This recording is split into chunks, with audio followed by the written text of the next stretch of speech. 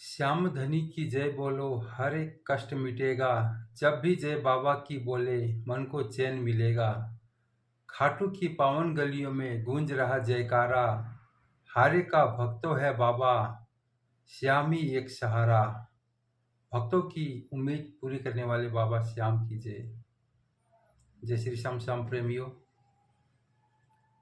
आज का प्रश्न शुरू करने से पहले एक रिक्वेस्ट आप लोगों से करना चाहूँगा कि आप लोग इस वीडियो के अंत तक बने रहिएगा, क्योंकि मुझे आप लोगों से एक सुझाव चाहिए। ये सुझाव किस चीज़ के लिए चाहिए वो आप लोग देखिएगा और मुझे सुझाव ज़रूर दीजिएगा। कल पूछे गए थे 2 प्रश्न, प्रश्न नंबर 32 और 33। तो प्रश्न नंबर 32 में पूछा गया था कि अपने बचपन में राजा दशरथ की 3 रानियों में से किसने किसी सोते हुए मुनि का मुंह स्याही से काला कर दिया था। तब मुनि ने उसे शाप दिया था कि। तो इसका प्रश्न नंबर 32 के सही उत्तर होगा कैकेयी, रानी कैकेयी। क्योंकि जब उन्होंने उस मुनि का मुंह काला कर दिया था स्याही से, तब मुनि ने श्राप देते हुए कहा था कि जा, अपयश के कारण तेरा मुंह भी काला हो जाएगा और तू किसी को मुंह दिखाने लायक नहीं रहेगी। तो शायद इस श्राप की वजह से ही उन्होंने राम को वनवास दिया था, और ऐसा कुछ हुआ था कि लोग उसका चेहरा देखना नहीं चाहते थे। ये बदनामी हो गई थी, उसकी बदनामी से उसका मुंह काला हो गया था। और दूसरा प्रश्न पूछा गया था, प्रश्न नंबर 33, कि आजकल किसी दवाई के पीछे, यानी कि दवाई के पत्ते के पीछे एक लाल रंग की पट्टी होती है, उसका मतलब क्या होता है। तो प्रश्न नंबर 33 का उत्तर देते हुए बताना चाहूँगा कि दवाइयों के पैकेट के पीछे रेड लाइन इशारा करती है कि इन दवाओं का सेवन डॉक्टर के प्रिस्क्रिप्शन से ही करना चाहिए। यह दवाई केवल मेडिकल प्रिस्क्रिप्शन के साथ ही बेची जाती है। फार्मेसी को इन दवाओं को बेचने की अनुमति तभी दी जाती है जब इसके लिए मेडिकल प्रिस्क्रिप्शन दिया जाता है। और इसका उत्तर हालांकि सभी ने अलग अलग अंदाज में लिखा था, क्योंकि सबका लिखने का अंदाज अलग अलग था, तो उत्तर सभी के सही माने जाएंगे। जिसने जिस अंदाज से भी दिया उत्तर वो सबके सब सही माने जाते हैं। लगभग सभी के सही उत्तर थे इसमें। प्रश्न नंबर 32 में हालांकि किसी किसी का रॉन्ग था, अधिकतर का उत्तर का उनका भी सही था कई। और आज का प्रश्न, जैसा कि कल शाम को ही हिंट्स दे दिया गया था कि आज 3 प्रश्न पूछे जाएंगे, तो आज का प्रश्न नंबर 34, प्रश्न नंबर 34 ये रहा आपके सामने। अयोध्या में 22 जनवरी को स्थापित होने वाली रामलला की मूर्ति खड़ी है या बैठी हुई है। आजकल ग्रुपों में बहुत चल रहा है, कोई एक फोटो भेज के जिसमें वो खड़ी रहती है, वो कहता है कि यही रामलला है, इसी के दर्शन होंगे। फिर 1-2 दिन बाद दूसरी फोटो आती है जिसमें एक रामलला छोटे रूप में है, उसके बारे में कहा जाता है कि यही रामलला है, यही रामलला है जो स्थापित होने वाली है। एक में खड़ी है, एक में बैठी हुई है। आपका प्रश्न भी आज का यही है कि रामलला की मूर्ति बैठी हुई है या खड़ी हुई है। हालांकि ये जरूरी नहीं कि इन दोनों में से ही स्थापित होने वाली है, कोई जरूरी नहीं है, हो भी सकता, वो मुझे कुछ नहीं कहना इसके बारे में, वो आप लोग जानो। मुझे सिर्फ इतना बताइए कि वो मूर्ति खड़ी है या बैठी हुई है। और प्रश्न नंबर 35,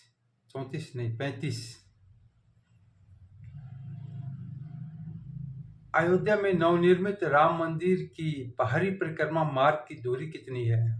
दूरी मीटर में बतानी है। अयोध्या में नवनिर्मित राम मंदिर के बाहरी परिक्रमा मार्ग की दूरी कितनी है? यानी कि मंदिर के बाहर जो परिक्रमा होगी, बाहरी परिक्रमा, मंदिर से बाहर जो परिक्रमा होगी, टोटल परिक्रमा, वो दूरी बतानी है उसको मीटर में, कितने मीटर की परिक्रमा मार्ग बनेगा वो मंदिर के बाहर। और प्रश्न नंबर 36, ये भी राम मंदिर से रिलेटेड ही है। अयोध्या में नवनिर्मित राम मंदिर की नींव, फाउंडेशन, नींव कितने मीटर नीचे है? इसका उत्तर भी मीटर में ही बताना है। एक बार फिर से बता दे रहा हूँ, इसका उत्तर मीटर में बताना है, फीट में नहीं। प्रश्न एक बार फिर से सुन लीजिए। अयोध्या में नवनिर्मित राम मंदिर की नींव कितने मीटर नीचे है? तो ये राज का 3 प्रश्न। और जैसा कि मैंने आपको बताया था कि एक सजेशन चाहिए मुझे, ध्यान से सुनिएगा। ये तो जैसे कि मैंने बताया था कि 15 तारीख तक के प्रश्नों का उत्तर के जो रिजल्ट आएंगे, उसके टॉप 20 विनर को वो डिजिटल रामायण दी जाएगी, बोलती हुई रामायण। ठीक है, उनको तो मिल जाएगी 20 रामायण, 20 लोगों को मिल जाएगी। लेकिन एक चीज मेरे मन में आ रही है कई दिनों से कि रामायण तो मिल जाएगी, वो पढ़ेंगे नहीं पढ़ेंगे, सुनेंगे नहीं सुनेंगे, मुझे नहीं पता। क्योंकि एक ये है कि हाँ, डिजिटल रामायण नहीं है, बस यही एक उनका शौक है कि एक नई चीज़ मिलेगी। हालांकि पढ़ना सुनना मुझे नहीं लगता वो लोग, जो भी विनर होंगे वो क्या करेंगे उसका, सुनना चाहिए, आशा भी करता हूँ कि वो सुनेंगे। लेकिन प्रैक्टिकली क्या होता है, मैं आपको एक मेरे मन की बात बताना चाहता हूँ। प्रैक्टिकली क्या होता है, जैसे कि हम लोग घरों में रामायण पढ़ते हैं, मैं भी पढ़ता था, पढ़ता भी हूँ। तो मैंने एक बार रामायण पढ़ी, जो नॉर्मली सभी करते हैं, चौपाई, सिर्फ चौपाई पढ़ लेते हैं। हालांकि कभी कभी मेरा कोई नियम नहीं था कि डेली पढ़ने का, आज पढ़ लिया, कल पढ़ लिया, किसी दिन कोई काम हुआ नहीं भी पढ़ा तो छूट भी गई कोई दिन। कोई कोई नियम से पढ़ते हैं, हालांकि सबके अपने अपने नियम होती है, इसमें कोई वो कुछ बात नहीं है। तो मैंने रामायण पूरी कर दी, पूरी तो कर दी, लेकिन समझ में तो कुछ भी नहीं आया। ये हकीकत है, इसको स्वीकार कर लेना चाहिए। और स्वीकार करते हुए मुझे कोई शर्मिंदगी महसूस नहीं हो रही है, क्योंकि रामायण पूरी पढ़ ली, चौपाइयाँ पढ़ ली मैंने, लेकिन उसका अर्थ मुझे समझ में नहीं आया। आप लोगों के साथ, आप लोग भी पढ़ते होंगे या आप लोग भी चौपाइयाँ पढ़ते होंगे, आप लोग को क्या समझ में आता मुझे नहीं पता, लेकिन मुझे तो समझ में नहीं आया था। फिर मुझे लगा नहीं, इसका अर्थ भी पढ़ना चाहिए। फिर मैंने बहुत दिन बाद दूसरी बार रामायण शुरू करी। तो उस समय मैंने पहले चौपाइयाँ पढ़ी, उसके बाद जो नीचे अर्थ दिया जाता है हिंदी का, वो पढ़ी मैंने। उस टाइप से पढ़ना शुरू किया, तब जाके पता लगा कि रामायण चीज क्या होती है। रामायण का असली मतलब तब समझ में आने लगा कि रामायण क्या है। हालांकि नियम उसमें भी पूरा नहीं था कि रोज पढ़नी है, कभी समय मिला तो 3-4 पेज पढ़ लिया, कभी 2 पेज पढ़ लिया, कभी 1 पेज पढ़ लिया, कभी कोई अचानक से कोई काम आ जाता तो आधा पेज पढ़ लिया, या 2 चौपाई पढ़ ली, या एक ही चौपाई पढ़ ली। लेकिन पढ़ने लगा था, एक चौपाई पढ़ ली, उसका अर्थ पढ़ लिया और उसके बाद आरती कर ली, बस। लेकिन पढ़ता था।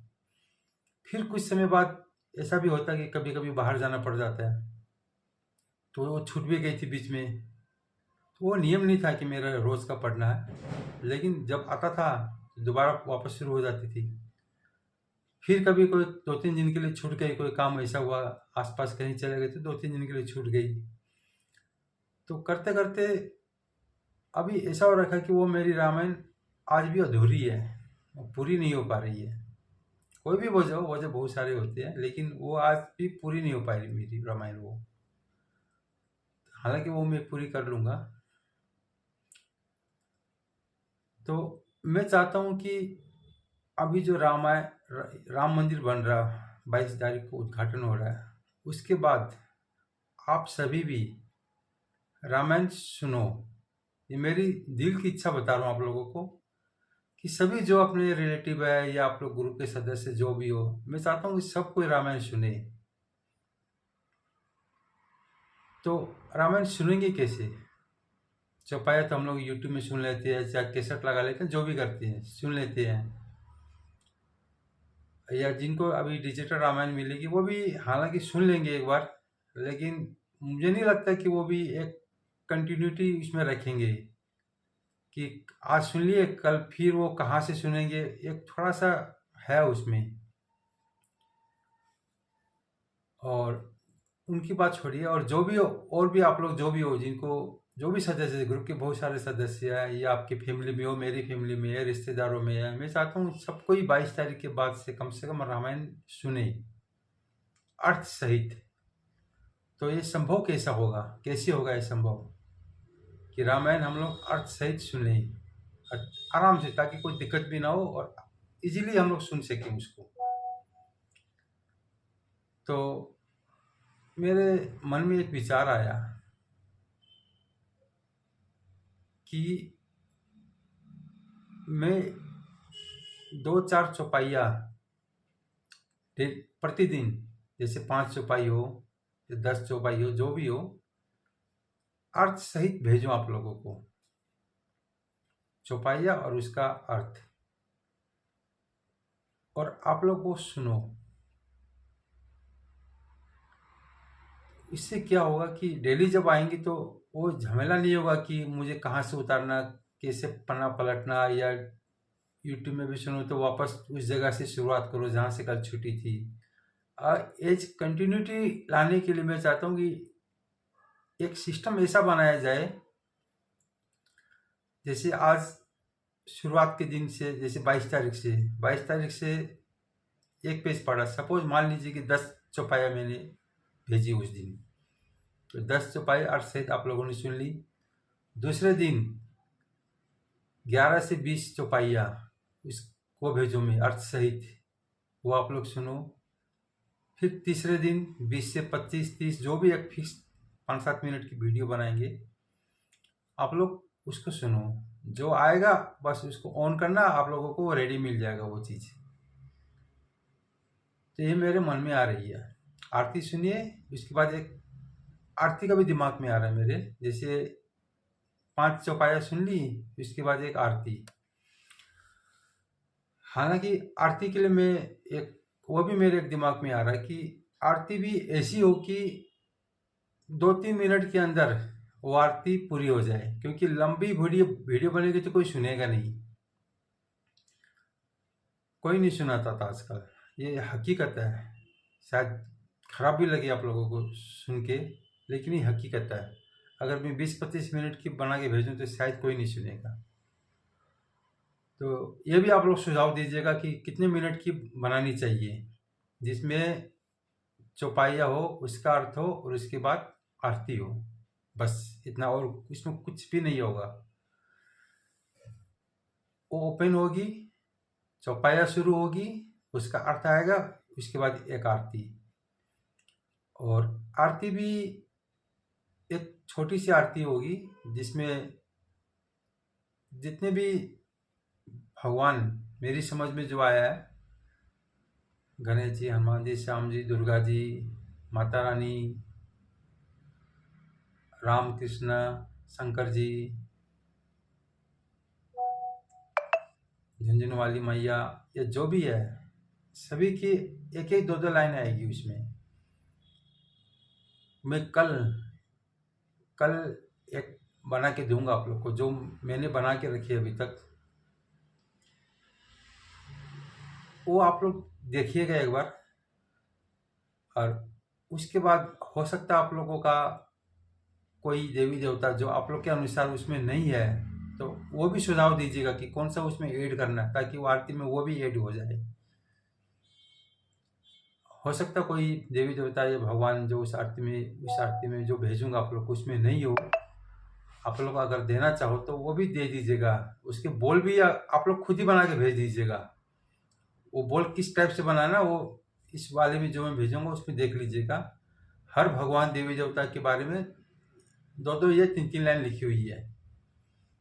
तो आप लोग जिस भगवान के बारे में भेजोगे, जिस देवी देवता के बारे में भेजोगे आरती में ये जोड़ना है, तो अगर आप लोग से बनता हो तो बना दीजिएगा, नहीं तो मुझे बताइएगा कि इस भगवान के बारे में आरती करनी है, ये छूटा हुआ है इसमें, इसको जोड़ दीजिएगा। तो उसकी आरती में बना दूंगा। किस टाइप से बनाना वो मैं सोच लूंगा। अगर आप लोग बना सकते हो तो भेजिए, नहीं तो मैं बना दूंगा उसकी। तो ये 3-4 मिनट की आरती हो जाएगी जिसमें सभी देवी देवताओं की आरती आ जाएगी। एक ही आरती में सारे भगवान की आरती आ जाएंगी। तो मेरी इच्छा यही है कि पहले रामायण आएगी अर्थ और चौपाई सहित, उसके बाद आरती, और ये लगभग 5 से 10 मिनट के अंदर ये मुझे लगता हो जानी चाहिए। ये आप लोग सुझाव दीजिए कितने मिनट तक की बनानी चाहिए, फिर चौपाइयाँ बढ़ जाएगी उसमें। तो उस हिसाब से मुझे लगता है कि लगभग 1 साल तक चल जाएगी। 1 साल के अंदर रामायण पूरी हो जाएगी।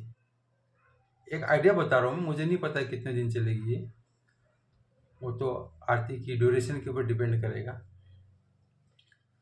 तो उससे क्या होगा कि जैसे सुबह, लेकिन ये नहीं कि 8 बजे या 9 बजे वो भेजी जाएगी, वो सुबह जल्दी भेजनी पड़ेगी मुझे।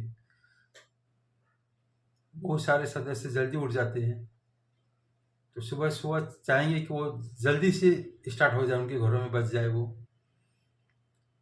तो सुबह 4 बजे या 5 बजे वो भेज दी जाएगी प्रतिदिन। और जब भी आप लोग को समय मिले, आपके समय के हिसाब से वो आरतियाँ और रामायण चौपाई आप लोग घरों में सुना कीजिए। कम से कम एक बार तो सुन लीजिए, फुल वॉल्यूम के साथ बजा दीजिए घर में, ताकि रामायण का पाठ आपके घर में हो जाए रोज के रोज एक नियम से। तो मैं चाहूँगा कि इस टाइप से कोई अगर सेटिंग बनती है, व्यवस्था होती है, तो कैसा रहेगा, मुझे सुझाव दीजिएगा। ये करना चाहिए या नहीं करना चाहिए। जो मेरे मन में आई थी वो मैंने कह दिया। हालांकि इतना इजी भी नहीं है, लेकिन आप लोगों का सहयोग बना रहा तो कोई बड़ी बात भी नहीं है। तो सुझाव ज़रूर दीजिएगा इसके बारे में। जो भी सुझाव आप लोग को लगता है हाँ होना चाहिए तो ठीक है, नहीं होना चाहिए तो भी लिखिएगा, कोई दिक्कत नहीं है। और इसको किस रूप में प्रस्तुत करना वो भी विचार करेंगे इसके बारे में। जो भी सजेशन, जो भी सुझाव आपका बारे में, इसके बारे में आप लोग देना चाहो वो ज़रूर दीजिएगा। शुरुआत रामायण से करेंगे, फिर आगे आगे फिर और देखते हैं क्या होता है। तो आशा मुझे आप लोग सुझाव ज़रूर देंगे, क्योंकि अभी समय ज़्यादा नहीं है, लेकिन क्योंकि 22 तारीख से रामायण मैं चाहता हूँ कि शुरुआत हो जाए, राम मंदिर के उद्घाटन वाले दिन से ही। तो उसके लिए बहुत सारी तैयारियां करनी पड़ेगी शायद। तो जितना जल्दी हो सके आज और कल के अंदर मुझे ये सुझाव ज़रूर दीजिएगा, ताकि इसके लिए तैयारियां की जा सके। जैसा अभी मुझे बताइएगा ज़रूर। जय श्री श्याम, जय श्री राम।